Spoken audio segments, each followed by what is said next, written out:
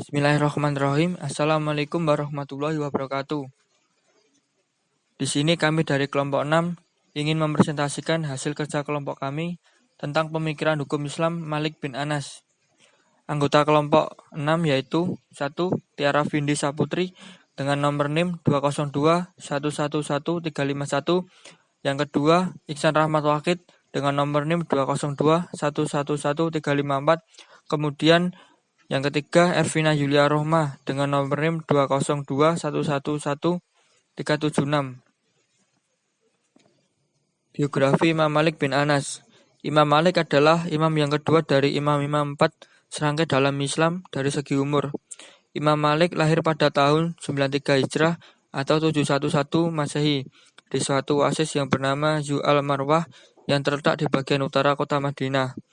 Bapaknya bernama Anas bin Malik bin Abi Amir bin Amr bin Al-Haris dan ibunya adalah Al-Aliyah binti Syarik bin Abdul Ar-Rahman Al-Asdiyah. Nama lengkap Imam Malik adalah Abu Abdillah Malik bin Anas As-Syabahi Al-Arabi bin Malik bin Abu Amir bin Haris. Imam Malik tumbuh dewasa di lingkungan kota tempat hijrah Nabi SAW, yaitu tempat terbentuk dan berkembangnya Islam untuk pertama kali di bawah bimbingan Nabi yang kemudian dilanjutkan oleh Khulafaur Rasyidin. Kota Madinah tempat Imam Malik hidup adalah tempat berkembangnya sunnah Nabi dan fatwa yang berkualitas karena di sanalah tempat berkumpulnya para ulama dari kalangan sahabat, tabi'in, dan generasi selanjutnya sampai datang Imam Malik. Dengan demikian, Imam Malik mendapati warisan intelektual yang dianggap telah mapan dari generasi ke generasi, dan ini sedikit banyaknya mempengaruhi pemikirannya di kemudian hari. Kedalaman ilmu menjadikan beliau amat tegas dalam menentukan hukum syar'i. Hal ini tampak pada sikapnya yang menentang sistem pengangkatan khalifah yang tidak dipilih secara Islam. Imam Malik wafat pada masa pemerintahan Abbasiyah di bawah kekuasaan Harun ar-Rasyid. Hukum Islam. Pengertian hukum Islam. Hukum Islam merupakan seperangkat norma atau peraturan yang bersumber dari Allah Subhanahu wa taala dan Nabi Muhammad SAW untuk mengatur tingkah laku manusia. Dengan begitu, dapat dikatakan lebih singkat hukum Islam sebagai hukum yang bersumber dari ajaran Islam. Hukum Islam sebagai kristalisasi reflektif. Hukum Islam sebagai kristalisasi reflektif dari penalaran mujtahid atau tes hukum, selalu erat dengan muatan ruang dan waktu yang melingkupinya. Hukum Islam lahir bukan dari yang hampa di ruang hampa, melainkan lahir di tengah dinamika pergulatan masyarakat sebagai jawaban atas problematika aktual yang muncul. Problematika masyarakat selalu berkembang dan berubah seiring dengan perkembangan dan perubahan masyarakat itu sendiri. Dengan demikian, hukum Islam otomatis akan selalu berkembang dan berubah selaras dengan perkembangan dan perubahan waktu dan ruang yang melingkupinya. Istilah lain hukum Islam. Syariah. Syariah merupakan peraturan yang ditetapkan oleh Allah Subhanahu wa taala pada Nabi Muhammad SAW untuk manusia yang mencakup keyakinan, perbuatan, dan akhlak. Syariah juga dapat diartikan sebagai norma yang mengatur hubungan antara manusia dengan Tuhan, manusia dalam kehidupan sosial, manusia dengan benda dan alam sekitarnya. Syariah ini kemudian didasari sebagai norma hukum yang disyariatkan oleh Allah Subhanahu wa taala dan diperinci oleh Nabi Muhammad SAW. Sehingga selain ini tertera dalam Al-Quran, syariat juga terdapat dalam as-sunnah atau hadis. Dalam hadis, Nabi dijelaskan bahwa umat Islam tidak akan pernah tersesat dalam perjalanan hidupnya di dunia ini selama mereka berpegang teguh atau berpedoman pada Al-Quran dan sunnah Rasulullah. Posisi syariat di sini sebagai pedoman dan tolak ukur. Bagaimana manusia dapat hidup di jalan yang benar atau tidak. Selama di dalam hidup tetap berpatokan kepada ketentuan Al-Quran dan hadis Nabi, maka hidupnya akan menjadi terarah. Kemudian tasri. Syariah merupakan hukum dan peraturan yang ditetapkan oleh Allah yang menyangkut kelakuan manusia, sedangkan tasri bersangkutan dalam hal penetapan hukum dan aturan tersebut. Tasri bisa dikatakan merupakan istilah teknik tentang proses pembentukan fikih atau peraturan perundang-undangan. Di dalamnya tercakup produk dan proses pembentukan fikih atau perundang-undangan. Jadi dalam hal ini istilah tasri lebih tampak ke arah pembentukan hukum. Dalam prosesnya, penetapan hukum bersumber kepada Al-Quran dan hadis. Maka ilmu asbab, al-nuzul, dan asbab al-wuruk bagian yang tidak bisa dipisahkan dan diabaikan. Karena dalam kaitannya sangat penting untuk memperhatikan langkah-langkah berijtihad yang telah dilakukan oleh para ulama.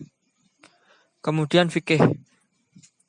Fikih berasal dari bahasa Arab, dari masdarnya faqiha yafqahu. Secara bahasa, kata ini memiliki arti pengetahuan atau pemahaman. Dengan demikian, fikih merupakan ilmu pengetahuan tentang hukum syara' yang berhubungan dengan amal perbuatan yang digali satu persatu dalilnya. Dalam hal ini, bahwa kaitannya syariah dengan fikih sangat dekat.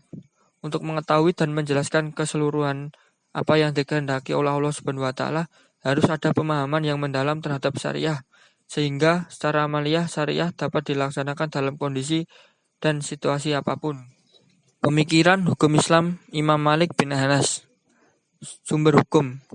Sumber hukum yang digunakan oleh mazhab Maliki adalah Al-Quran, As-Sunnah, amal ahli Madinah atau praktek masyarakat Madinah, ijma sahabat, pendapat individu sahabat, qiyas, al-maslahah, musalah, dan al-uruf atau adat istiadat. Dasar-dasar mazhab Maliki.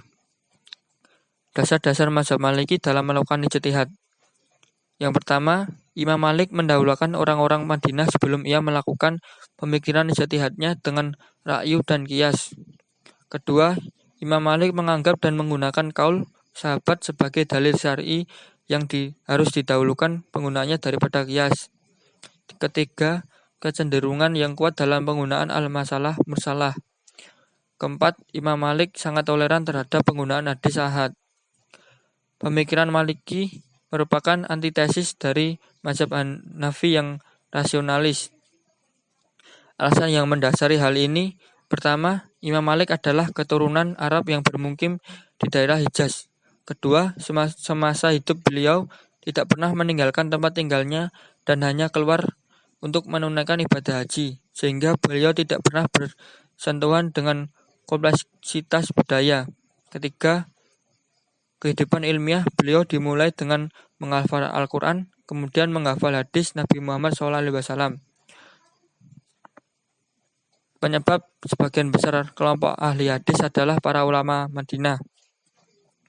Sebagian besar kelompok ahli hadis adalah para ulama Madinah. Hal ini dikarenakan, pertama, Madinah adalah tempat tumbuh dan berkembangnya hadis, sehingga hampir semua ulama memiliki penguasaan dan pembendaraan hadis yang cukup.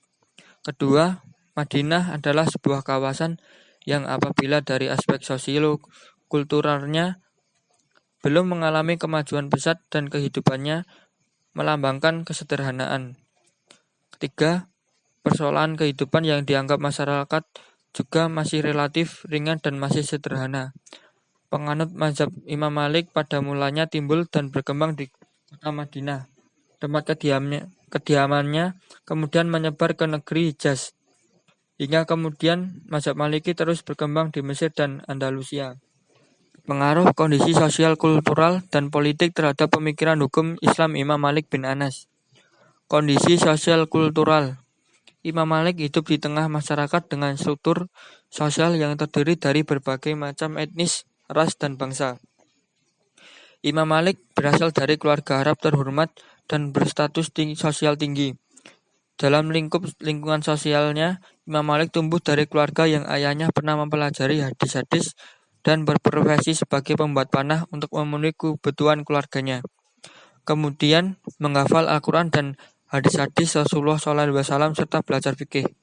Imam Malik tidak pernah keluar dari Madinah. Ia hanya keluar saat sedang melaksanakan atau melakukan ibadah haji saja di Mekah. Kota Madinah merupakan kota yang mendukung perkembangannya, karena di kota inilah Rasulullah tinggal selama beberapa tahun. Selain itu, permasalahan di Madinah ringan dan sederhana, sehingga permasalahan yang dihadapi masyarakatnya dapat terselesaikan dengan hadis.